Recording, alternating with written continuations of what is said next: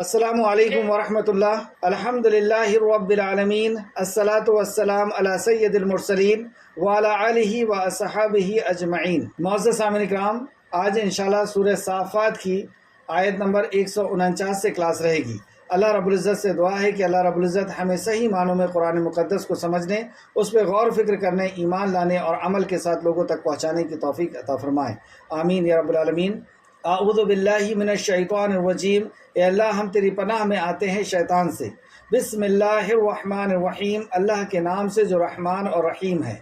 लफ्ज़ी तर्जुमे के ऊपर गौर करें और यहाँ से मुशरिकीन मक्का की एक खवासत, मुशरिकीन मक्का की एक शिरक और कुफ्र का ज़िक्र किया जा रहा है। जैसा कि यहूदी और नसरानियों ने किया था, वैसा ही शिरक इनकी ज़िंदगी के अंदर भी आ गया था कि इन्होंने भी अल्लाह रब्बुल इज़्ज़त के लिए औलाद का तसव्वुर किया। तो अल्लाह सुब्हानहू तआला ने यहाँ पर उनसे दलील मांगी कि क्या है तुम्हारे पास इस बात की दलील। फस्तफ्तिहिम, पस उनसे पूछिए क्या आपके रब के लिए है बनातु, बेटियाँ, वलहुम, और उनके लिए है बनूना, बेटे। अम, क्या, खलकना, बनाया हमने, मलाइकता, फरिश्तों को, इनासन, औरतें, वहुम, जबकि वो, शाहिदून, हाजिर थे। जब हमने फरिश्तों को औरतें बनाया तो क्या वो वहाँ पर शाहिद थे? उस वक्त क्या वो हाजिर थे? अला, खबरदार, इन्नहुम, बेशक वो, मिन इफ्किहिम, अपने झूठ ही से, इफ्क यानी झूठ, अपने झूठ ही से, ला यकूलूना, अलबत्ता वो कहते हैं, ये उनका खुद का गढ़ा हुआ झूठ है। वलदल्लाहु, कि जन्म दिया अल्लाह ने, व इन्नहुम, और बेशक वो, लकाज़िबून, अलबत्ता वो झूठे हैं। अस्तफ़ा, क्या उसने चुन लिया, बनाती, बेटियों को, अलल बनीना, बेटों पर, माँ, क्या है, लकुम, तुम्हें, कैफ़ा, कैसे, तहकुमून, तुम फैसला करते हो, कैफ़ा तहकुमून, तुम कैसा फैसला करते हो, अफला, क्या भला नहीं, तज़क्करून, तुम नसीहत पकड़ते, अम, क्या, लकुम, तुम्हारे लिए, सुल्तानुन, कोई दलील है, मुबीन, वाज़े, क्या तुम्हारे लिए कोई वाज़े दलील है। तो यहाँ पे अल्लाह रब्बुल इज़्ज़त ने उनसे दलील मांगा। यानी कोई शख्स अगर कोई बात रखता है, अपनी कोई अपना अकीदा या अपना कोई मसला रखता है, तो अल्लाह रब्बुल इज़्ज़त उससे दलील पूछता है, जैसे दूसरे भी मकाम पर है। फ़ातू, पस ले आओ, बेकिताबिकुम, किताब ले आओ, इन, अगर कुन, तुम हो तुम सादिकीन, सच्चे, अगर तुम सच्चे हो तो किताब ले आओ और उसमें दलील दिखा दो। वजअलू, और उन्होंने बनाया, बैनहुम, दरमियान उसके, व बैना, और दरमियान, जिन्नात, जिन्नों के, नसबा, एक रिश्ता, और अस्तग़फिरुल्लाह, और जिन्नात के और अल्लाह के बीच में भी इन्होंने रिश्ता बनाया। वलक़द, और अलबत्ता तहक़ीक़, आलिमतिल जिन्नातो, जान लिया जिन्नों ने, इन्नहुम, बेशक वो, लमुहज़रून, वो ज़रूर हाजिर किए जाएंगे। सुबहानल्लाहि, पाक है अल्लाह, अम्मा, उससे जो, यसिफ़ून, वो बयान करते हैं, जो ये अल्लाह रब्बुल इज़्ज़त के ताल्लुक़ से, रिश्ते के ताल्लुक़ से और औलाद के ताल्लुक़ से बात रखते हैं। अल्लाह रब्बुल इज़्ज़त पाक है, यानी ये ऐब है और अल्लाह रब्बुल इज़्ज़त हर ऐब से पाक है। इल्ला, सिवाय, इबादल्लाही, बंदे अल्लाह के, मुखलसीन, जो खालिस किए हुए हैं। तो जो अल्लाह के खालिस किए हुए अल्लाह की तरफ से बंदे हैं, वो ऐसा अक़ीदा और ऐसी सोच और ऐसा उनका ईमान नहीं होता। आए तफसीर की तरफ। तफसीर इब्न कसीर, जिल्द नंबर 5, सफ़ा नंबर 172। पिछली क्लास में हमने सैयदना यूनुस अलैहिस्सलाम का वाक़या पढ़ा और बहुत सी इबरतें और नसीहतें हमने इसमें हासिल की कि सैयदना यूनुस अलैहिस्सलाम ने अपनी कौम को एक रब की तरफ, अल्लाह की तरफ दावत दी और दावत की हुज्जत पूरी की। जब आप मायूस हो गए कि ये तौहीद पर नहीं आ रहे हैं और रिसालत को कबूल नहीं कर रहे हैं, तो उनसे मायूस होकर के, जबकि उन तक सारे दलाइल पहुँच चुके थे और उन्हें समझ में भी बात आ गई थी, लेकिन उसके बाद भी वो हठधर्मी कर रहे थे। इस बात की क्या दलील है? इस बात की ये दलील है कि जब यूनुस अलैहिस्सलाम उनसे मायूस होकर के निकल गए और उनसे कह दिया कि तुमने नबी का इनकार किया है, अल्लाह रब्बुल इज़्ज़त का नबी का इनकार किया, यानी अल्लाह रब्बुल इज़्ज़त के पैगाम का तुमने इनकार किया, तौहीद का तुमने इनकार किया है, अब तुम इंतज़ार करो कि अल्लाह का अजाब तुम पर आ जाएगा और 3 ही दिन में आ जाएगा। तो इस बात का उन्हें यकीन हो गया कि वाकई हमने नबी का इनकार किया है और अब हम पर अजाब आएगा। तो ये इस बात की दलील है کہ یونس علیہ السلام نے کھول کھول کر کے ان تک پیغام کو پہنچا دیا تھا اور بات ان پر واضح ہو گئی تھی، یعنی بات ان کے اوپر کھل گئی تھی، ان کے اوپر حجت پوری ہو گئی تھی۔ یونس علیہ السلام جب وہاں سے چلے گئے تو بہت سی عبرتیں اور نصیحتیں ہم نے کل کی کلاس میں پڑھا تھا۔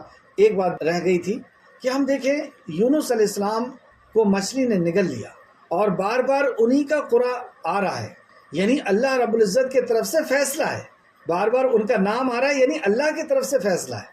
اور جیسے ہی پانی میں چھلانگ لگایا تو مچھلی نے بھی انہیں نگل لیا۔ اب مچھلی کے اندر جانے کے بعد اور مچھلی بھی پانی کے گہرائی میں چلے گئی، ایسے وقت میں بھی یونس علیہ السلام اللہ رب العزت سے مایوس نہیں ہوئے۔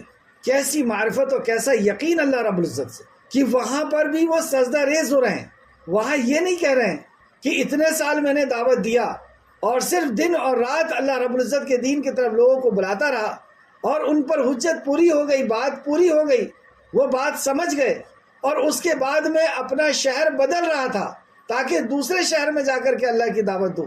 میں تو اتنا نیک اور اتنا صحیح انسان تھا اور اللہ نے میرے اوپر ظلم کر دیا۔ نعوذ باللہ، ایسی سوچ نہیں آئی۔ بعض دفعہ شیطان ہمارے اندر یہ وسوسہ پیدا کرتا ہے کہ میں صبح سے شام تک دین کا کام کر رہی ہوں اور لوگوں تک پیغام پہنچا رہی ہوں اور میرے ہی اوپر پریشانی آ رہی ہے۔ یہ شیطان ہمارے اوپر وسوسہ کرتا ہے، ہمارا رب ہم پر ظلم نہیں کرتا۔ تو یہ بات ذہن میں بھی نہیں آئی اور سجدہ ریز ہو رہے ہیں اور کہہ رہے ہیں کہ اے اللہ ایسی جگہ میں سجدہ کر رہا ہوں کہ ایسی جگہ تیرے بندوں میں سے تو کسی نے سجدہ نہیں کیا ہوگا، اور پھر وہاں پر تسبیح سن رہے ہیں مچھلیوں کی اور کنکروں کی، اور پھر اللہ رب العزت سے یعنی اللہ رب العزت سے دعا کر رہے ہیں، اپنی غلطی کا احساس کر رہے ہیں، اپنی غلطی کا اعتراف کر رہے ہیں اور اللہ کی وحدانیت کا، کیونکہ اللہ رب العزت کو یہ نیکی بہت پسند ہے۔ کون سی نیکی؟ توحید کی نیکی۔ تو اس نیکی کا ذکر کر رہے ہیں، اس عقیدے کا ذکر کر رہے ہیں، گویا کہ اس عقیدے کے ساتھ آپ اللہ رب العزت سے دعا کریں، لا الہ الا، تیرے سوا کوئی عبادت کے لائق نہیں۔ یہاں غور کرنے والی بات یہ ہے کہ آپ ایسے مقام پر ہیں کہ خود یہ احساس کر رہے ہیں کہ میں مر چکا، لیکن اپنے ہاتھ پیر کو ہلایا، سر کو ہلایا تو انہیں لگا کہ نہیں میں تو زندہ ہوں۔ ایسے وقت میں بھی ڈپریشن میں نہیں گئے، اللہ رب العزت سے مایوس نہیں ہوئے، اللہ رب العزت سے نا امید نہیں ہوئے۔ اور ہم لوگوں کا کیا حال ہے؟ یعنی ہمیں اللہ کی معرفت نہیں۔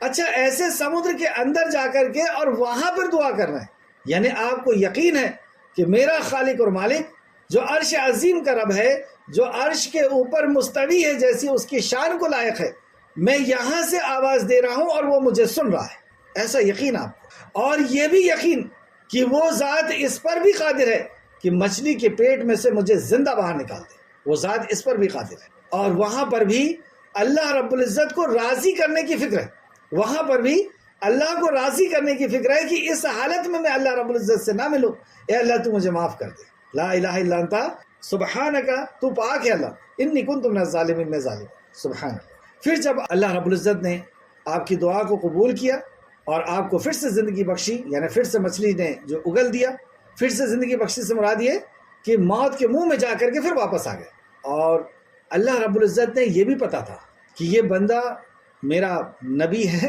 اور یہ مچھلی کے جب پیٹ میں چلا جائے گا تو مجھ سے دعا کرے گا، مجھ سے معافی مانگے گا، اس لیے اللہ رب العزت نے پہلی مچھلی کو حکم دے دیا کہ خبردار وہ تیرا کھانا نہیں ہے، اس کے گوشت کو نہیں کھانا اور اس کی ہڈیوں کو نہیں توڑنا۔ تو اللہ رب العزت پہلے سے جانتا ہے، سبحان اللہ۔ تو ایسی پکڑ کیوں کی؟ تاکہ بندہ رجوع کرے۔ ہم سے جب کوئی غلطی ہو جاتی ہے تو اللہ پکڑ کرتا ہے، کیوں پکڑ کرتا ہے؟ تاکہ ہم رجوع کریں۔ تو یہ اللہ رب العزت کی محبت ہے، جب اللہ بندے سے محبت کرتا ہے تو اس کی غلطی پہ اسے پکڑتا ہے تاکہ وہ توبہ کر کے اپنے آپ کو پاک کر لے، اپنے آپ کو صاف کر لے۔ تو یہاں پر آپ مایوس نہیں ہوئے اللہ رب العزت کی رحمت سے، آپ نے دعا کی اور اللہ رب العزت نے باہر پہنچوایا، مچھلی کو حکم دیا۔ ہر مخلوق اللہ رب العزت کے حکم کی پابند ہے۔ سمندر کا ایسا بھاری جانور مچھلی، وہ بھی اللہ کے حکم کی پابند ہے، ہر مخلوق۔ آپ نے دیکھا اس کے پہلے ہم نے ابراہیم علیہ السلام کا واقعہ پڑھا، آگ اللہ کے حکم کی محتاج، جبکہ اس کی صفت ہی اللہ نے پیدا کیا ہے کہ جلانا ہے، لیکن اللہ نے حکم دے دیا کہ تمہیں نہیں جلانا تو وہ جلا نہیں سکتے۔ تو ہر مخلوق یعنی ہمیں اسباب تو اختیار کرنا ہے، یقین اللہ ہی پہ رکھنا ہے کہ یہ اسباب کے اندر بھی طاقت نہیں، اسباب کے اندر سے کب طاقت اللہ ختم کر دے یہ ہم نہیں جانتے۔ کھانے کے اندر یہ طاقت ہے کہ وہ ہمیں انرجی دے گا، لیکن اللہ رب العزت کب اسے حکم دے دے اور وہ کب پوائزن بن جائے ہمارے لیے وہی کھانا، وہی دوا ہمارے لیے کب نقصان والی بن جائے، یہ سب اللہ رب العزت کے اختیار میں ہے۔ تو اسباب تو اختیار کرنا ہے، لیکن یقین اللہ رب العزت کی ذات پہ کرنا ہے۔ جب آپ وہاں سے نکل گئے، آپ کو افاقہ ہوا، آپ کو تندرستی مل گئی اللہ رب العزت کی طرف سے، اور کیسے رزق کا اللہ نے انتظام کیا کہ بیابان جگہ پہ مچھلی نے لا کر کے چھوڑا ہے اللہ رب العزت کے حکم سے، وہاں کوئی سبزہ نہیں، کوئی کھانے پینے کی چیز نہیں، وہاں پر اللہ رب العزت نے اس پودے کو اگا دیا اور اس ہرن کو، جنگلی ہرن کو وہاں پہنچا دیا۔ کیا ہوتا ہے ایسا؟ لیکن اللہ کے لیے کوئی بھی چیز ناممکن نہیں ہے، اللہ رب العزت ہر چیز پر قادر ہے۔ وہاں پر اللہ رب العزت نے اپنے بندے کو رزق دیا اور اسے تندرست کیا، پھر واپس اپنی ہی جگہ پہ پہنچایا جہاں سے آپ آئے تھے، جو آپ کا مقام دعوت تھا، وہیں پر اللہ رب العزت نے آپ کو پہنچایا۔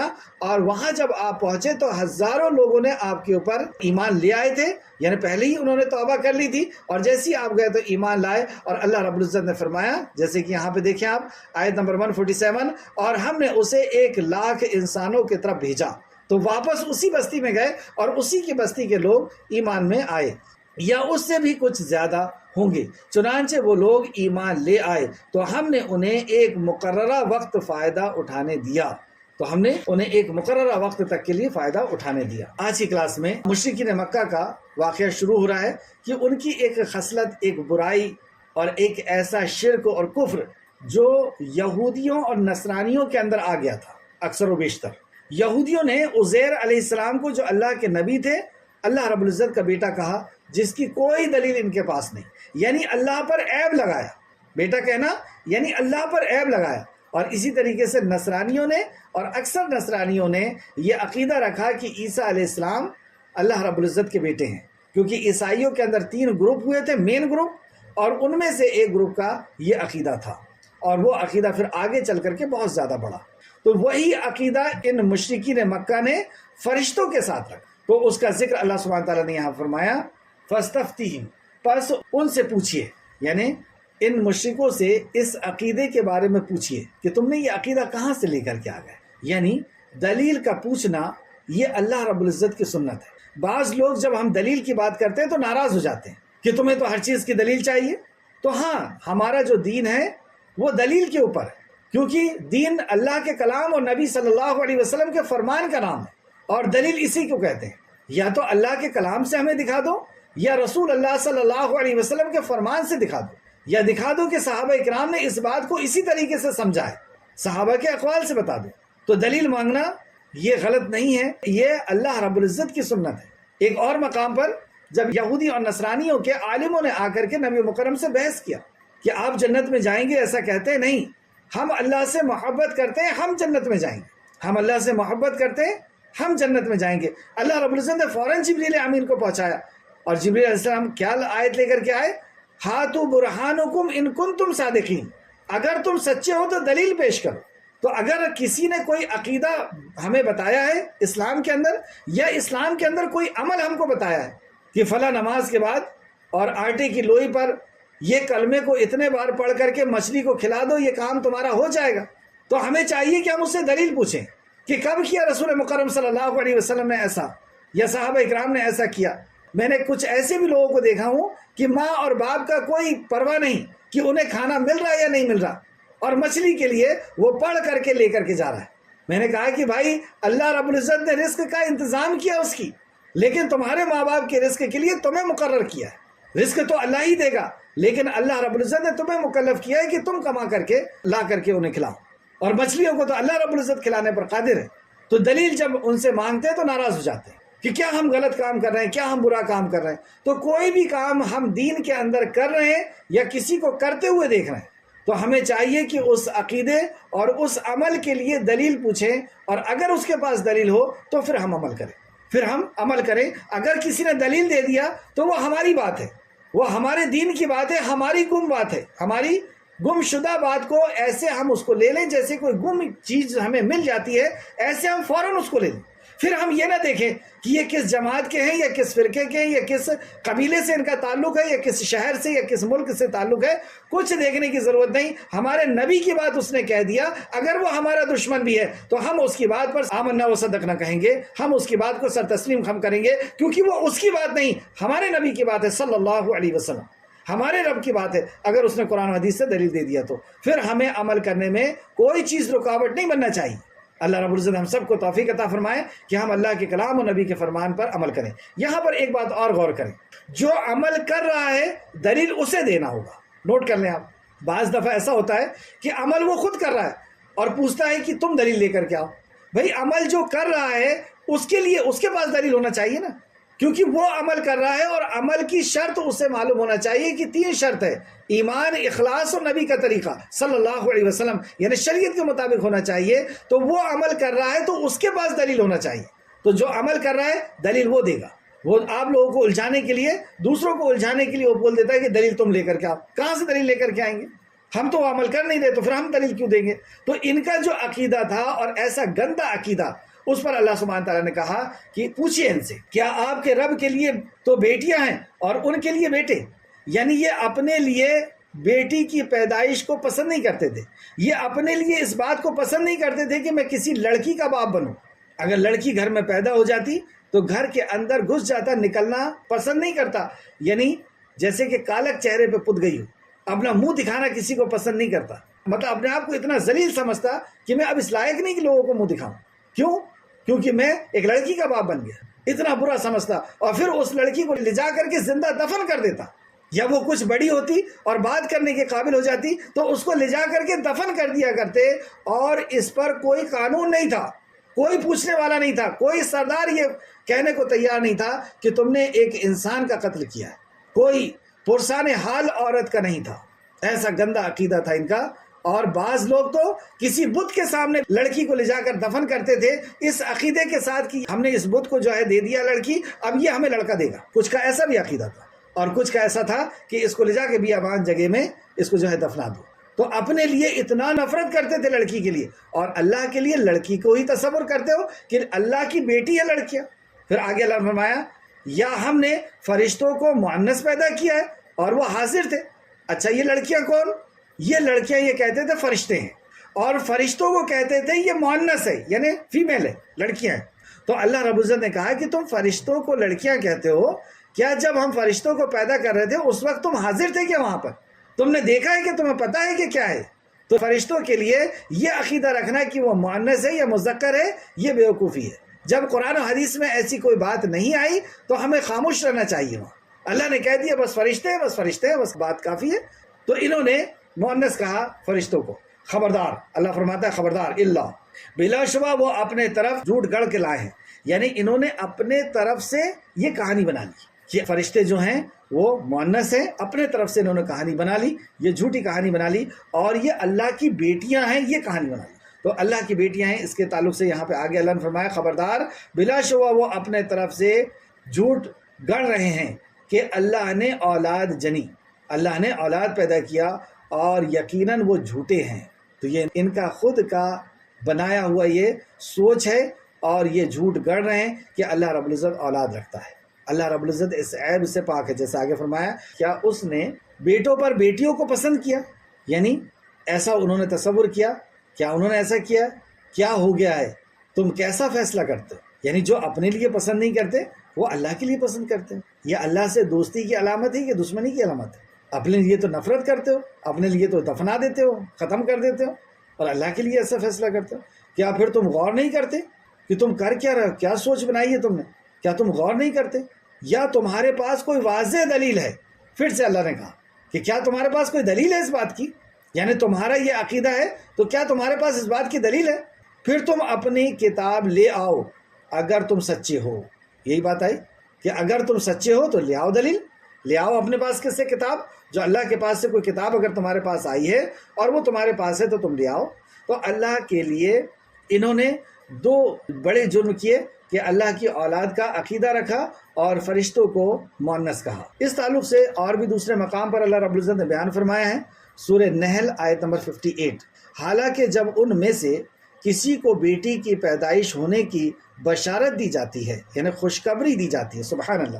یہاں پہ آپ غور کریں، اللہ رب العزت نے بیٹی کی پیدائش کو خوشخبری کہا، وَإِذَا بُشْرَ أَحَدُهُمْ بِالْأُنثَىٰ، تو اللہ رب العزت نے بیٹی کی پیدائش کو خوشخبری کہا، یہ عقیدہ اسلام نے دیا ہم. اور نبی کریم صلی اللہ علیہ وسلم نے بیٹی کی پیدائش کے تعلق سے کیا فرمایا کہ جس کی 3 بیٹیاں ہوں اور اس نے اس کی اچھی طریقے سے تربیت کی یا اچھی طریقے سے پرورش کی، تو پرورش کے اندر صرف کھانا پینا نہیں آتا، پرورش کے اندر اصل جو چیز آتی ہے وہ تربیت آتی ہے. تو اس نے اس کی اچھی طریقے سے تربیت کی اور کھانا پینے میں اس کا خیال رکھا، کپڑے میں، اور اس نے دوسرے بچوں سے یعنی لڑکوں میں اور لڑکیوں میں کوئی فرق نہیں کیا. یہ ہوتا ہے کہ اس کی پرورش. اچھی پرورش کے اندر کیا کیا چیز آ گئی؟ پہلا، سب سے پہلے اس کی تربیت یعنی اس کی تعلیم، اور اس تعلیم پہ عمل کرنا سکھانا، اس کو کہتے ہیں تربیت. تعلیم کا ہی ایک حصہ تربیت ہے. تو اس نے اچھی تعلیم بھی دی اور اس پہ عمل بھی سکھایا. عمل کیسے سکھایا جاتا ہے؟ خود عمل کر کے عمل سکھایا جاتا ہے بچوں کو. بچوں کو کہہ کر کے عمل نہیں سکھایا جاتا. جب ہم کرتے ہیں تو وہ دیکھ کر کے سیکھتے ہیں. تو تعلیم کی اور تربیت دی. دوسرا، اس کے کھانے پینے اور کپڑے کا انتظام کیا. اور تیسرا، انصاف کیا کہ لڑکا اور لڑکی کے اندر کوئی فرق نہیں کیا. تو ایسی کفالت اگر کسی نے 3 بچی کی کر لی، صرف 3 بچی کی، تو نبی کریم صلی اللہ علیہ وسلم نے فرمایا کہ وہ جنت میں میرے ساتھ رہے گا. اس طرح اپنی 2 انگلی کا اشارہ کر کے بتایا، اتنا قریب رہے گا میرے ساتھ جنت میں. اللہ اکبر. نبی کریم محمد رسول اللہ صلی اللہ علیہ وسلم کے ساتھ اس خوشخبری کو سن کر کے ایک صحابی بے ساختہ کھڑے ہو گئے اور کہا کہ یا رسول اللہ، اگر 2 بیٹی ہو تو، یعنی ان کے پاس 2 بیٹی تھی، تو وہ اب پچھتا بھی رہے اندر سے اور پچھتاتے ہوئے کھڑے بھی ہو رہے ہیں کہ میرے پاس تو 2 ہی ہیں، اب میں کیا کروں. تو نبی مکرم صلی اللہ علیہ وسلم نے انہیں بھی خوشخبری سنا دی کہ اگر 2 بچی ہے اور اس کی بھی تم نے تربیت کر لی تو تم اس طرح ہوگے. اور اس آیت میں بھی آپ دیکھیں اللہ رب العزت نے خوشخبری کہا کہ بیٹی کی اسے خوشخبری دی جاتی ہے، لیکن اسے وہ اتنا برا سمجھتا ہے. اب آیت کو دیکھیں آپ. اور جو بھی فضیلت ہم پڑھتے ہیں یا سنتے ہیں، تو یہاں پہ ایک بات نوٹ کر لیں کہ فضیلت ایمان والے کی. سیام، روزے کی فضیلت ہم پڑھتے ہیں، رمضان کی فضیلت پڑھتے ہیں. کسی بھی عمل کی جب ہم فضیلت پڑھتے ہیں کہ یہ کام کرو گے تو اتنا اجر ملے گا، اللہ کے عرش کے سائے کے نیچے چلے جائیں گے، یا جنت ہمیں ملے گی، یا اللہ کے نبی کا ساتھ ملے گا، یا صدیقین اور شہداء اور صالحین کا ساتھ ملے گا، یا اس نیکی کی اتنا بڑھ کر کے ملے گا، اس نیکی کا اتنا بڑھ کر کے ملے گا، اس روزے کا اتنا بڑھ کر کے ملے گا. یہ فضائل ہم جب بھی سنتے ہیں تو ہمارے پاس ایک اصول پتہ ہونا چاہیے کہ یہ سارے فضائل ایمان والے کے لیے، صحیح عقیدے والے کے لیے، توحید پرست کے لیے. اگر توحید نہیں تو وہ عمل ہی قبول نہیں.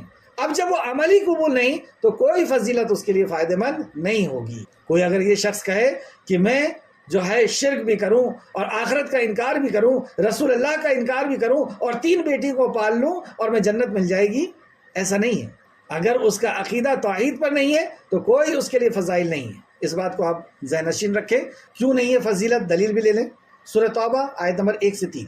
اس کے لیے کوئی نیکی نہیں ہے. اور بھی دوسرے مقام پہ اللہ رب العزت نے انبیاء کو، 18 انبیاء کو خطاب کیا کہ اگر یہ بھی شرک کرتے تو ان کی نیکیاں ختم ہو جاتی. تو اللہ رب العزت نے، جبکہ انبیاء علیہ السلام تو توحید کو پڑھانے، توحید کو سکھانے اور توحید پہ عمل کرانے کے لیے آئے تھے، یہ آپ کو اور مجھے سمجھانے کے لیے اللہ رب العزت نے یہ بیان فرما دیا کہ خبردار ہو جاؤ، کسی ظلم میں نہیں رہنا، کسی گمان میں مت رہنا کہ تم شرک کرو گے اور تم بچ جاؤ گے. تمہاری پچھلی نیکیوں کو بھی ہم ختم کر دیں گے. تو اس مشرک کی کوئی نیکی شمار ہی نہیں کی جاتی، اس کی ساری نیکیوں کو جو ہے ختم کر دیا جاتا ہے. ایسا اللہ رب العزت نے 2 یا 3 مقام پہ میری نظر سے گزرا ہے، قرآن مقدس کے اندر فرمایا اور حدیث میں بھی آپ دیکھ سکتے ہیں. بہرحال واپس آئے کہ اللہ رب العزت نے بیٹی کو اور اسلام نے بیٹی کو کیا مقام و مرتبہ دیا. اللہ فرماتا ہے حالانکہ جب ان میں سے کسی کو بیٹی کی بشارت دی جاتی ہے، یعنی خوشخبری دی جاتی ہے، تو اس کا چہرہ غم کے سبب کالا پڑ جاتا ہے. مطلب اسے ایسا غم لاحق ہوتا ہے کہ یہ کیا ہو گیا، اور اس کا چہرہ کالا ہو جاتا ہے اور وہ غم اور غصے سے بھرا ہوا ہوتا ہے. تو پہلے یہ مشینیں نہیں نکلی تھی کہ ماں کے پیٹ کے اندر پتہ چل جائے تو بچی ہوتی تھی، اس کے بعد وہ غمگین ہوتا تھا اور دفن کرتا تھا. ابھی کیا ہوتا ہے؟ ابھی اس گناہ کو جو ہے پہلے سے ہی پتہ کر کے اور اس کو ختم کر دیا جاتا ہے. تو یہ ختم کرنا ہی ہے، یہ مرڈر ہی ہے. اللہ رب العزت اس سے ہم سب کو محفوظ رکھے، اور یہ بہت بڑا جرم ہے. سورہ نحل کی آیت نمبر 58 میں نے آپ کے سامنے پڑھا. ایک اور آیت دیکھتے ہیں. سورہ نجم میں اللہ فرماتا ہے مشرکو کیا تمہارے لیے تو بیٹے اور اللہ کے لیے بیٹیاں، یہ تو پھر بڑی ہی بے انصافی کی تقسیم ہے. مطلب تم یہ تقسیم کیسے کرتے ہو، تم یہ تقسیم کیسے کرو بے انصافی کی کہ اپنے لیے تو بیٹا پسند کرتے ہو اور اللہ کے لیے بیٹی پسند کرتے ہو. یعنی تم اللہ رب العزت سے تم اپنا کیا رشتہ بنا رہے ہو؟ نعوذ باللہ، استغفر اللہ۔ سورہ نجم آیت نمبر 21 اور 22۔ اس طریقے سے سورہ زخرف آیت نمبر 19 بھی آپ دیکھیں، اور انہوں نے فرشتوں کو جو رحمان کے بندے ہیں، یہاں پہ اللہ نے فرمایا کہ فرشتے کیا ہیں۔ اصل میں فرشتوں پر ایمان کی بنیادوں میں سے ایک بنیاد ہے۔ اللہ پر ایمان، فرشتوں پہ ایمان، کتابوں پہ ایمان۔ تو فرشتوں پہ ایمان لانا ہے۔ کیا ایمان لانا؟ فرشتوں پہ وہ ایمان لانا ہے جو اللہ اور اللہ کے نبی نے فرمایا ہے، من و عن ویسا ایمان لانا ہے جیسے کہ اللہ کے کلام میں، نبی کے فرمان میں۔ تو اللہ کے کلام میں کیا ہے فرشتوں کے تعلق سے؟ چند باتیں ہیں۔ ایک تو یہ کہ فرشتے اللہ کی مخلوق ہیں۔ دوسرا، فرشتوں کو اللہ رب العزت نے نور سے پیدا کیا، جیسے ہمیں مٹی سے پیدا کیا اور جناتوں کو حرارت والی آگ سے پیدا کیا، اور اللہ رب العزت ہر چیز پر قادر ہے۔ فرشتوں کو نور سے پیدا کیا، اور اللہ رب العزت نے فرشتوں کو اپنی عبادت اور اپنے احکام کو پورا کرنے کے لیے بھیجا، اور فرشتے پلک جھپکنے کے برابر بھی اللہ کی نافرمانی نہیں کرتے۔ اللہ رب العزت نے انہیں ایسا بنایا ہے، اور اللہ ہر طرح کا بنانا جانتا ہے، تو اللہ رب العزت نے انہیں ایسا تخلیق کیا ہے کہ وہ اللہ کی نافرمانی کرتے ہی نہیں، اور وہ اللہ کے حکم کے پابند ہوتے ہیں۔ یعنی وہ آپ کے اور میرے حکم کے پابند نہیں ہوتے۔ ہم اگر نماز پڑھنے جا رہے ہیں تو فرشتے تو چاروں طرف ہیں ہمارے، ایک فرشتہ سامنے ہوتا ہے، ایک پیچھے ہوتا ہے ہماری حفاظت کے لیے، ایک دائیں طرف ہوتا ہے، بائیں طرف ہوتا ہے ہمارے اعمال کو لکھنے کے لیے، دائیں طرف ہوتا ہے اچھے اعمال کو لکھنے کے لیے فرشتہ، بائیں طرف برے اعمال کو لکھنے کے لیے ہوتا ہے۔ تو چار فرشتے تو ایک ٹائم پر ہوتے ہیں ہمارے، اور بھی اگر آپ دیکھیں تو اور بھی فرشتے ہمارے ساتھ ہوتے ہیں۔ اور اب ہم مسجد جا رہے ہیں نماز پڑھنے کے لیے، اچھا کام کرنے کے لیے، اور کہیں پر ہم گرنے والے ہیں، تو کیا فرشتے ہمیں تھام لیں گے؟ ہرگز نہیں تھامنے والے۔ جب تک اللہ حکم نہیں دے گا وہ ہمیں تھامنے والے نہیں ہیں۔ اچھا، ایک تو یہ بات ہوئی۔ دوسرا یہ کہ ہم بہت اچھا کام کرنے جا رہے ہیں، نماز پڑھنے جا رہے ہیں، کسی کے ساتھ حسن سلوک کرنے جا رہے ہیں، کسی کا کام بنانے کے لیے جا رہے ہیں، اور ہم گرنے والے ہیں، اور ہم فرشتے کو آواز دے دیں جبرائیل مجھے بچا لو، اسرافیل مجھے بچا لو، تو کیا وہ بچا لیں گے؟ وہ ہرگز ہم کو بچانے والے نہیں۔ ہم کتنے اچھا کام کرنے جا رہے ہوں، کیونکہ وہ ہمارے حکم کے پابند ہی نہیں ہے۔ اللہ رب العزت کا اشارہ ہوگا تو کریں گے۔ ابراہیم علیہ السلام جیسی ہستی آگ میں پھینکے جا رہے ہیں، فرشتے انتظار کر رہے ہیں کہ اللہ کا حکم ہو جائے اور بارش کا فرشتہ بارش برسا دے، ہوا کا فرشتہ ہوا سے اسے اڑا دے، لیکن کسی کی مجال نہیں ہے کہ سیدنا ابراہیم اللہ کے خلیل ہیں، لیکن وہ اللہ کے حکم کے بغیر پانی کا فرشتہ پانی گرا دے، اور آخر تک پانی نہیں گرا، آگ جلتے رہی آخر تک۔ یعنی فرشتہ اپنی مرضی سے کچھ نہیں کر سکتے، اور اگر کسی نے پکار لیا فرشتے کو تو گویا کہ اس نے شرک کیا، فرشتے کو پکار لیا اس نے شرک کیا۔ اور آج آپ اکثر و بیشتر دیکھتے ہوں گے کہ گھروں میں کچھ ایسے نقش لگے ہوئے ہوتے ہیں، اور اس نقش کو جب قریب جا کر کے آپ دیکھیں گے تو کچھ ایسے ڈیزائن بنے رہتے ہیں، نمبر لکھے رہتے ہیں، اور اس میں لکھا رہتا ہے جبرائیل، میکائیل، اسرافیل علیہ السلام۔ بعض لوگ گاڑیوں کے اوپر لگا دیتے ہیں۔ پوچھے ان سے کہ کیوں لکھا ہے آپ نے یہاں پہ جبرائیل علیہ السلام کا نام؟ تو کہا کہ ایکسیڈنٹ ہونے سے جبرائیل بچا لیں گے۔ بچانے والی ذات صرف اور صرف اللہ سبحانہ وتعالیٰ کی۔ تو ہمیں ایمان لانا ہے، کیسا ایمان لانا ہے؟ جیسا اللہ رب العزت نے بتایا، جیسا نبی کریم صلی اللہ علیہ وسلم نے بتایا۔ جو عقیدہ ہمیں رکھنا چاہیے تو یہ عقیدہ رکھنا ہے کہ وہ ہماری حفاظت کریں گے، غلط۔ اچھا، دوسرا کہ فرشتے اللہ رب العزت کے حکم کے تابع فرمان ہوتے ہیں، اور اسی طریقے سے انہوں نے بدتمیزی والا عقیدہ رکھا کہ وہ مؤنث بھی ہیں اور اللہ کی بیٹیاں بھی ہیں۔ یہ بالکل مشرکانہ اور کفریہ عقیدہ، جیسے کہ آگے آپ حدیث دیکھیں گے۔ اللہ تعالیٰ نے تفسیر ابن کثیر اس آیت کی تفسیر میں بیان کرتے ہیں، صفحہ نمبر 173، اللہ تعالیٰ نے کفار مشرکین کے فرشتوں کے بارے میں 3 قول ذکر کیے ہیں۔ فرشتوں کے بارے میں کفار مشرکین کے 3 قول ذکر کیے ہیں، جو حد درجہ کذب یعنی جھوٹ و کفر پر مبنی ہیں، جھوٹ اور کفر پر مبنی ہیں۔ ایسے عقیدے 3 ان کا ذکر کیا۔ انہوں نے فرشتوں کو اللہ تعالیٰ کی بیٹیاں قرار دیا اور اللہ تعالیٰ کو اولاد ثابت کیا، حالانکہ اس کی ذات اولاد سے پاک ہے۔ اللہ رب العزت کی ذات اولاد سے پاک ہے، یعنی یہ عیب ہے، اور اللہ رب العزت بے عیب ہے۔ کیوں عیب ہے؟ یہ اولاد رکھنا کیوں عیب ہے؟ انسان اولاد چاہتا ہے۔ کیوں چاہتا ہے اولاد؟ کیونکہ اس کا نام باقی رہے گا، اس کا ونس باقی رہے گا، اس کی خاندان باقی رہے گی۔ تو خاندان کو باقی رکھنے کے لیے وہ تڑپتا ہے کہ میری اولاد ہو جائے۔ دوسرا اس لیے اولاد چاہتا ہے کہ وہ اس کے بڑھاپے کا سہارا بنے، اور یہ دونوں عیب ہے کہ اس کو اپنی نسل کو آگے بڑھانا ہے، یا اولاد بڑھاپے کا سہارا بنے گی۔ اور اللہ رب العزت قل هو اللہ احد، اللہ ایک ہے، وہ خالق ہے، یہ سب مخلوق کے لیے ہے، وہ خالق ہے، وہ اکیلا ہے۔ اور نعوذ باللہ یہ جتنی بھی چیزیں ہیں وہ سب ہمارے لیے، مخلوق کے لیے، کہ ہم بوڑھے ہوتے ہیں، ہم جو ہے کمزور ہوتے ہیں، ہم مرتے ہیں، یہ سب ہمارے لیے۔ خالق ان سارے عیب سے پاک ہے، تو انہوں نے اللہ رب العزت کے اوپر عیب لگایا۔ اور دوسرا، انہوں نے فرشتوں کو اللہ تعالیٰ کی بیٹیاں قرار دیا اور اللہ تعالیٰ کی اولاد ثابت کی، حالانکہ اس کی ذات اولاد سے پاک ہے۔ دوسرا، اس اولاد کو انہوں نے لڑکیاں قرار دیا، اس اولاد کو انہوں نے لڑکیاں قرار دیا۔ تیسرا، پھر اللہ تبارک و تعالیٰ کے بجائے ان کی عبادت شروع کر دی، یعنی مشرکین مکہ نے ان کے بت بنا کر کے، اور آج بھی آپ گرجا گھر میں دیکھیں گے کہ وہاں پہ عورتیں بنی ہوئی ہوتی ہیں، اور ان سے پوچھیں کہ یہ عورتیں کیوں بنی ہوئی ہیں، تو کہتے ہیں یہ فرشتے ہیں۔ پھر ان سے بھی دعا کرتے ہیں اور ان کی بھی عبادت کرتے ہیں۔ تو مشرکین ان کی بھی عبادت کرتے تھے، یعنی ان سے دعا کرنے لگے۔ ان میں سے ہر ایک بات ان کے آتش جہنم ہمیشہ ہمیش کے لیے کافی ہے، مطلب ایسا عقیدہ رکھنا ان کو جہنم میں پہنچا دینے کے لیے کافی ہے۔ اللہ رب العزت ہم سب کی حفاظت فرمائے اور صحیح عقیدے پہ ہمیں زندہ رکھے اور صحیح عقیدے میں ہمارے موت فرمائے، آمین۔ سورہ بنی اسرائیل آیت نمبر 40 دیکھیں، اور اسی طریقے سے جناتوں کے تعلق سے بھی ان کا جو عقیدہ تھا یہاں پر بیان کیا گیا۔ تو فرشتوں کے تعلق سے یہ ہے کہ اللہ رب العزت نے فرشتوں کو بنایا ہے اپنی عبادت کے لیے، اپنے حمد ثنا کے لیے اور اپنے حکم کو پورا کرنے کے لیے۔ اور کتنے فرشتے ہیں یہ اللہ رب العزت ہی بہتر جانتا ہے۔ یہاں تک کہ آسمان پر اتنے فرشتے ہیں کہ ان کے وجہ سے آسمان چرچراتا ہے، اور ایک بالشت جگہ بھی ایسی نہیں جہاں پہ فرشتے اللہ رب العزت کے حکم کو پورا نہ کر رہے ہوں۔ یعنی کچھ فرشتے کھڑے ہوئے ہیں، کچھ سجدہ ریز ہیں، اور کچھ اللہ رب العزت کی حمد ثنا کر رہے ہیں۔ انشاءاللہ آگے یہ ساری اس کی میں دلیل آپ کو دیتا ہوں۔ بہرحال یہاں پہ اللہ رب العزت نے جو فرمایا، یا تمہارے پاس کوئی واضح دلیل ہے، مطلب جو تم عقیدہ لے کر کے آؤ، کہ اس کی کوئی دلیل ہے کہ اس کو لکھ کر کے اور گاڑیوں میں لٹکا دو، یا یہاں پر یہ نہیں کہا گیا، یہاں پہ ان کا جو عقیدہ تھا وہ کہا گیا۔ اور جیسے کہ آج مسلمانوں نے یہ عقیدہ رکھ لیا ہے کہ فرشتے بچا لیں گے، تو کیا ان کے پاس کوئی دلیل ہے اس بات کی؟ پھر تم اپنے کتاب لے آؤ، اگر تم سچے ہو لے آؤ قرآن و حدیث۔ اور انہوں نے اس اللہ کی اور جنوں کی درمیان رشتہ ٹھہرایا۔ اب دوسرا جرم کیا کر رہے ہیں؟ اللہ کے اور جناتوں کے درمیان رشتہ ٹھہرا رہے ہیں، حالانکہ بلا شبہ خود جنوں نے جان لیا ہے کہ وہ اللہ کے سامنے ضرور حاضر کیے جائیں گے۔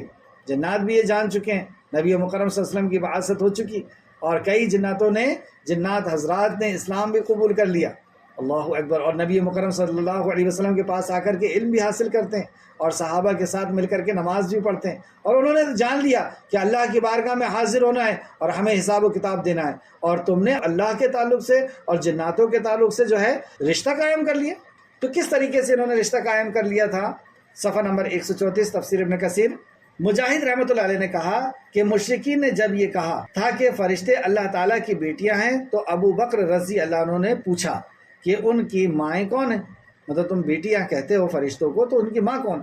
تو انہوں نے جواب دیا کہ سردار جنات کی بیٹیاں ان کی مائیں ہیں، جنات کے جو سردار ہیں ان کی بیٹیاں ان کی ماں۔ استغفر اللہ، استغفر۔ مطلب جو منہ میں آیا یا جو دماغ میں آیا، جو سمجھ میں آیا، بس اس کو منہ سے کہہ دینا ہے۔ آج بھی کئی ایسے جاہل لوگ ہیں کہ جو مرد ہیں لیکن عورتوں کے کپڑے پہن لیے اور چوڑیاں پہن لیے اور کہا کہ ہم منگیتر ہیں۔ کس کی منگیتر ہیں؟ اللہ، دیکھیں آپ یوٹیوب کے اندر ایسی جہالت، ایسی جہالت تو ایسی ان کے اندر بھی تھی، اور جو آیا انہوں نے کہہ دیا، لیکن یہ سمجھ نہیں رہے کہ ہر بات لکھی جا رہی ہے، ہر بات لکھی جا رہی ہے۔ تم خالق کائنات کے لیے کوئی بات کہہ رہے ہو؟ کیا سمجھ رہے ہو کہ اللہ رب العزت کے پاس پہنچنا نہیں ہے؟ کیا تمہیں موت نہیں آئے گی؟ کیا اللہ رب العزت پھر سے تمہیں اکٹھا نہیں کرے گا؟ آیت نمبر 159، اللہ ان باتوں سے پاک ہے جو وہ بیان کرتے ہیں۔ یہ ساری باتیں جو وہ بیان کرتے ہیں، اللہ رب العزت ان ساری باتوں سے پاک ہے۔ اللہ رب العزت بے عیب ہے، سبحان ربی الاعلی۔ تو سبحان اللہ عما یصفون الا عباد اللہ المخلصین، سوائے اللہ کے چنے ہوئے بندوں کے، یعنی وہ ایسی باتیں نہیں کرتے۔ اللہ کے جو چنے ہوئے بندے ہیں وہ ایسی باتیں ادھر ادھر کی سنی ہوئی یا خود گڑی ہوئی باتیں نہیں کرتے۔ تو پھر اللہ کے مخلص بندے کیسے ہوتے ہیں؟ جو چنے ہوئے بندے کیسے ہوتے ہیں؟ وہ وہی بات کرتے ہیں جو اللہ فرماتا ہے یا نبی مکرم فرماتے ہیں۔ وہ تمہارے جیسے گڑی ہوئی باتیں یا سنی سنائی ہوئی باتیں نہیں کرتے۔ اللہ رب العزت ہم سب کو بھی چن لے، اے پروردگار، ہم لوگوں کو بھی مخلص بندے میں سے تو شامل فرما لے۔ تو مخلص بندوں کی کچھ صفات بھی یہاں بیان کی. اے مشرکو بے شک تم اور وہ جن کی تم عبادت کرتے ہو. اے مشرکو تم اور جن کی تم عبادت کرتے ہو. تو یہ کن کی عبادت کرتے ہیں؟ یہ شیطان کی عبادت کرتے ہیں، یہ مخلوق کی عبادت کرتے ہیں، بے جان چیزوں کی عبادت کرتے ہیں. تو جن کی تم عبادت کرتے ہو، جن شیطانوں کی تم عبادت کرتے ہو، تم ان مخلص بندوں کو اس اللہ کے خلاف بہکانے والے نہیں. تم ایسی باتوں سے اللہ رب العزت کے چنے ہوئے مخلص جو بندے ہیں ان کو تم بہکا نہیں سکتے. تو یہاں پہ ایک بات کو نوٹ کر لیں اور اچھی طریقے سے ذہن نشین کر لیں کہ نہ کوئی ہدایت دے سکتا ہے نہ کوئی ہدایت چھین سکتا ہے، لیکن کس کے لیے؟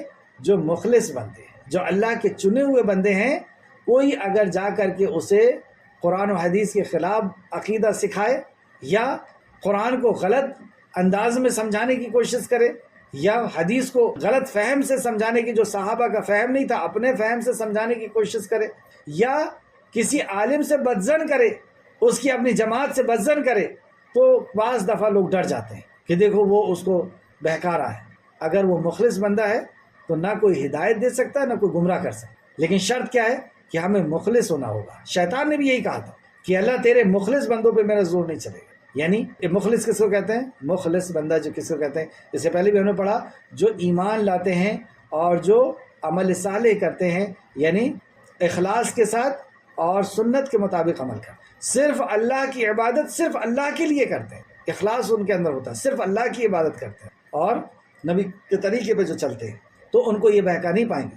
تو کس کو بہکا پائیں گے؟ اللہ نے فرمایا اللہ، مگر کچھ لوگ ہیں جن کو یہ بہکا دیں گے. وہ کون لوگ ہیں؟ مگر اس کو جو جہنم میں جانے والا ہے. یعنی اللہ نے پیدا ہی اس کو جہنم کے لیے کیا ہے. کیوں؟ کیا قصور تھا اس کا کہ اس کو اللہ نے اسی لیے پیدا کیا؟ اللہ عالم الغیب ہے، اللہ رب العزت سب کچھ جاننے والا ہے کہ کون بندہ کیا کرے گا. یہ کیسا بندہ تھا؟ دوسرے مقام پر اللہ رب العزت نے فرمایا کہ کیسا بندہ تھا جس کو انہوں نے گمراہ کر دیا. تفسیر ابن کثیر فرماتے ہیں اور ایک آیت کی دلیل دیتے ہیں، سورہ اعراف آیت نمبر 179 179. ان کے دل تو ہیں لیکن ان کے سمجھتے نہیں. مطلب ان کے دل تو ہیں لیکن مردہ ہے، سمجھتے نہیں. اور ان کی آنکھیں تو ہیں مگر ان سے دیکھتے نہیں. وہ دلائل نہیں دیکھ رہے. آنکھیں تو دی ہے اللہ رب العزت، لیکن اللہ رب العزت کی معرفت حاصل نہیں کر رہے اس آنکھوں سے.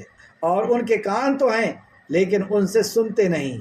کان تو ہیں، دنیا کی ہر چیز سن رہے ہیں، لیکن اللہ کا کلام، نبی کا فرمان سننے کی ان کو ضرورت نہیں محسوس ہو رہی. یہ لوگ بالکل چارپائیوں کی طرح ہیں. یہ لوگ بالکل چارپائیوں کی طرح، یعنی جانوروں کی طرح ہیں، بلکہ ان سے بھی بھٹکے ہوئے. مطلب جانور سے بھی زیادہ بہکے ہوئے ہیں. جانور تو اپنے مالک کی ہاک اور پکار کو سن لیتا ہے، یہ اس سے بھی زیادہ بہکے ہوئے. یہ لوگ ہیں جو غفلت میں پڑے ہوئے ہیں. یہ لوگ ہیں جو غفلت میں پڑے ہوئے، ان کو کوئی بھی بہکا لے گا.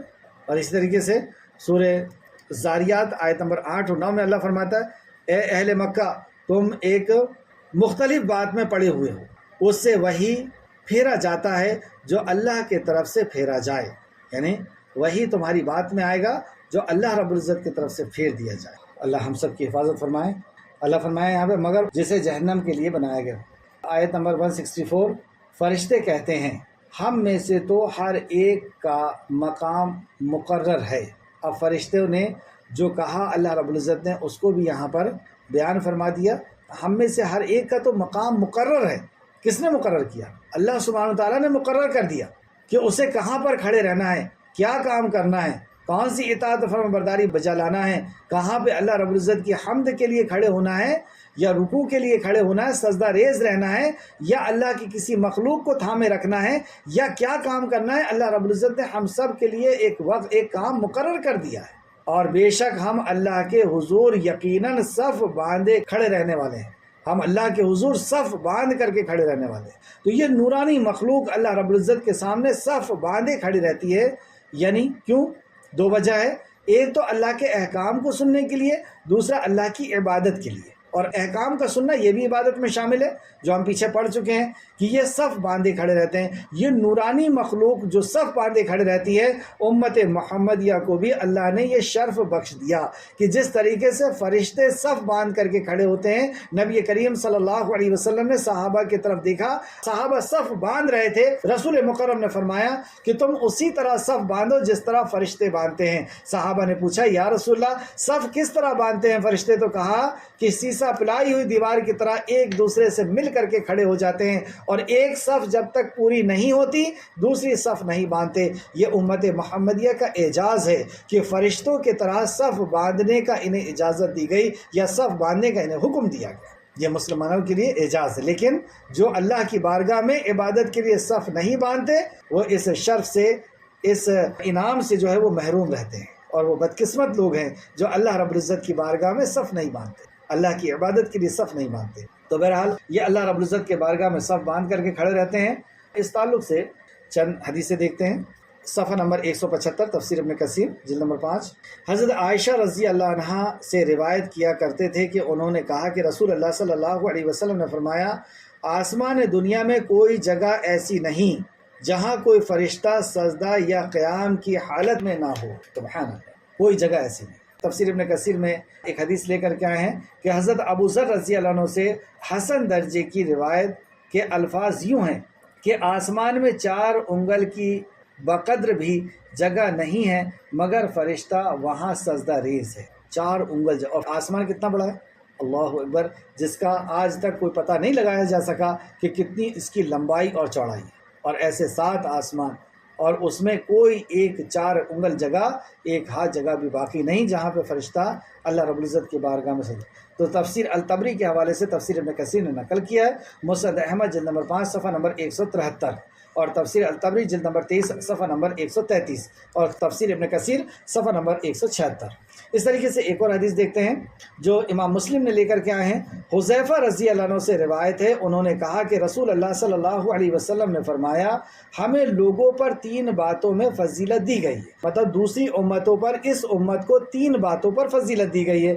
ہماری صفیں فرشتوں کی صفوں کی طرح بنا دی گئی ہے، نورانی مخلوق کی صفوں کی طرح، فرشتوں کی صفوں کی طرح، جو پلک جھپکنے کے برابر بھی نافرمانی نہیں کرتے۔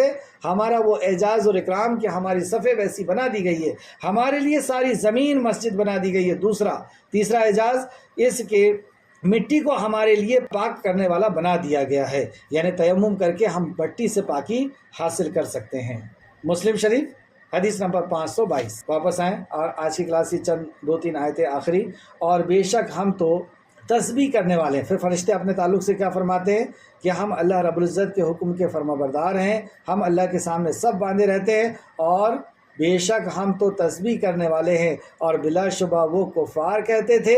اچھا، اب وہ کفار کی ایک اور بات کو اللہ رب العزت نے نقل کیا، اور بلا شبہ کفار کہتے تھے اگر ہمارے پاس اگلوں کی نصیحت یعنی کتاب ہوتی تو ہم ضرور اللہ کے چنے ہوئے بندے ہوتے، پھر یقیناً قرآن ان کے لیے آیا تو انہوں نے اس قرآن کو انکار کر دیا، لہٰذا عنقریب وہ جان لیں گے۔ یعنی مشرکین مکہ پہلے قسم کھایا کرتے تھے کہ جس طریقے سے یہودیوں کے پاس اور نصرانیوں کے پاس نبی آئے ہیں اور کتابیں آئی ہیں، اگر ہمارے پاس بھی کتاب آ جائے تو اللہ کی قسم ہم ان سے زیادہ اس کتاب کی اتباع کریں گے اور رسول کی اتباع کریں گے اگر ہمارے پاس مکہ میں کوئی رسول آ گیا۔ اور جب اللہ رب العزت نے رسول پہنچا دیا تو اس کی اور زیادہ مخالفت کی، جیسے سورہ فاطر آیت نمبر 42 میں اللہ سبحانہ تعالیٰ نے فرمایا، سورہ فاطر آیت نمبر 42، اور انہوں نے اللہ کی پختہ قسمیں کھائی کہ اگر ان کے پاس کوئی ڈرانے والا آیا تو وہ ضرور ہر ایک امت سے زیادہ ہدایت یافتہ ہوں گی۔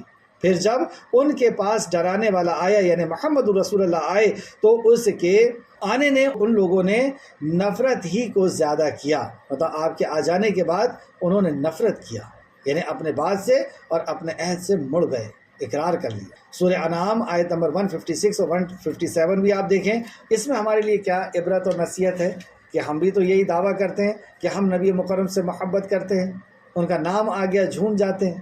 یہ بات کس بات کی دلیل ہے کہ ہم رسول اللہ سے محبت کرتے ہیں یعنی اطاعت کرتے ہیں اور دعویٰ بھی کرتے ہیں کہ ہم تو قرآن حدیث پہ عمل کرنے والے ہیں، تو مطلب مشرکین مکہ سے ایک قدم اور آگے کہ ہم تو قرآن حدیث سے دعویٰ کہ ہم تو قرآن حدیث پہ عمل کرتے ہیں، ہم تو اس جماعت سے تعلق ہے اور ہم تو قرآن حدیث، باقی تو کوئی نہیں کرتا۔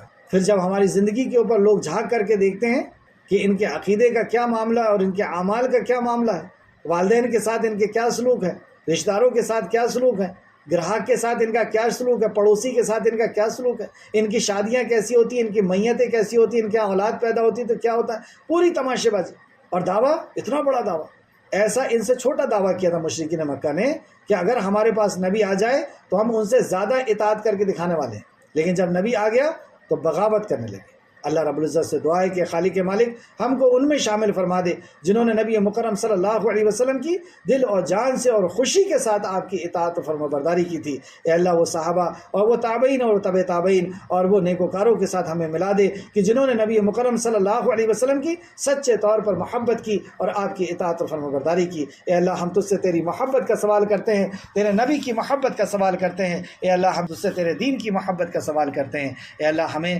سچی اور پکی دین سے محبت عطا فرما دے اور ہمیں اطاعت و فرما برداری کی توفیق عطا فرما دے کہ ہم خوشی کے ساتھ محمد رسول اللہ صلی اللہ علیہ وسلم کی اطاعت کریں۔ اللہم صلی علی محمد وعلی آل محمد کما صلیت علی ابراہیم وعلی آل ابراہیم انک حمید مجید۔ اللہم بارک علی محمد وعلی آل محمد کما بارکت علی ابراہیم وعلی آل ابراہیم انک حمید مجید۔ آمین یا رب العالمین۔ السلام علیکم ورحمۃ اللہ وبرکاتہ۔